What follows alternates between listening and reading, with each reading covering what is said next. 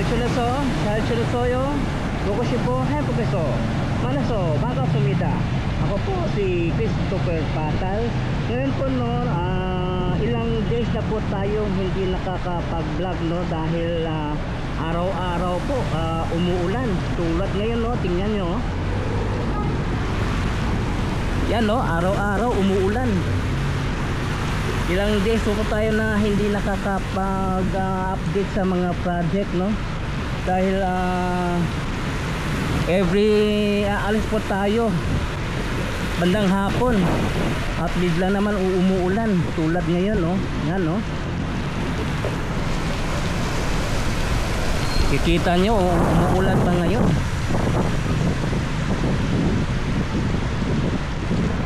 Aalis sana ako kanina, pupunta sana ako sa may Waan, update sana ako, kaya lang biglang umulan.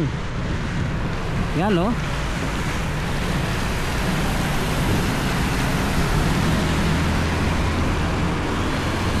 kaya naantala po yung mga update natin sa mga project.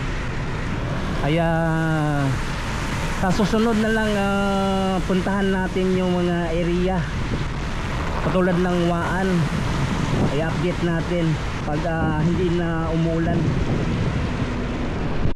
I-update na lang natin dito itong Maa Road patungong Gym Village, ang traffic dito no. So ito yung galing ng Diversion Road, Maa, then ito yung patungong MacArthur Highway, kanto Matina. Then ito yung kanto Gym Village, patungong Story Street, San Rafael. So ito po yung kalagayan ng traffic dito no. So yung mga tao stranded kasi umuulan no. So yung mga tao nasa bahay manatili sa kanilang bahay no kasi umuulan. At sa mga bahay na mabababa yung bahain talaga, kung hindi makaya lumisan, umalis na para hindi bumaha, bahain, matangay no. Lalo sa mga area na mababa yung area na bahain katulad ng Mapinapangi, dito sa may NHA Maa, sa Bangkal. So ingat-ingat ngayon no kasi everyday po umuulan. Magtingin muna tayo dito, may mga motor para may magamit tayo na panggamit sa pang-vlog no. So ano, meron silang motor Honda. Yan no. Dito lang sa Transcycle, dito sa may Maa, kanto Gym Village Road. Ano, meron sila binibinta dito mga motor.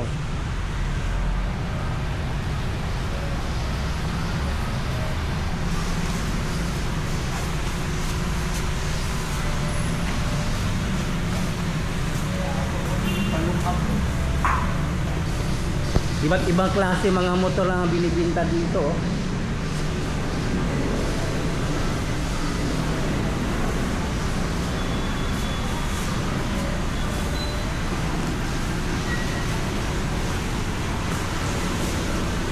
Lalo na ito, pwede yung pang vlog gamit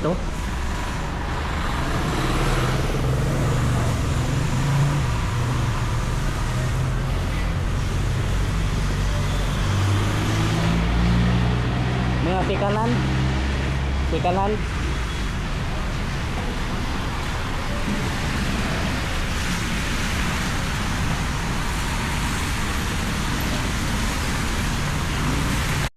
Meron silang Honda Click dito yan bagong dating.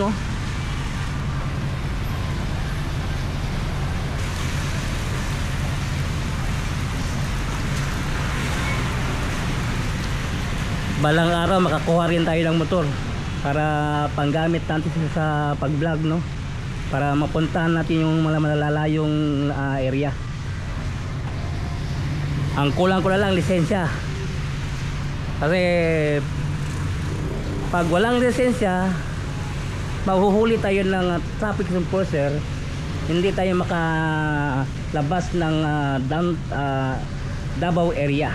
Kaya magkuha muna tayo ng lisensya bago kumuha tayo ng motor para safety. So yun, no, motor na lang talaga yung kulang natin para makumpleto. Sanay ko rin sa bike, kaya lang yung mga malalayong area hindi na natin mapupuntahan, lalo na ganitong ulan, no. Saka yung katulad ng Kalyawa, Mandog, Marahan, yung may mga request, no, na pupuntahan. So hindi na kaya e-bike yung malalayo at maubos yung oras po natin. So motor na talagang kulang natin para papuntahan natin yung mga area. At sa linggo, puntahan po natin yung Kalyawa, kumustahin po natin yung tulay na nasira ng baha, no? Kung nakabit na ba yung artificial na tulay, yung bakal na gagawin nila ngayon diyan, no? Update natin ngayong linggo. So yun, hanggang dito lang muna yung update natin, no? Hanggang dito mula. So please subscribe to my channel, Crispicor TV. I-follow po ng akong Facebook page, Crispicor FB. So thank you for watching. Kamsahamnida, annyeong, and God bless you all. Sarangheyo.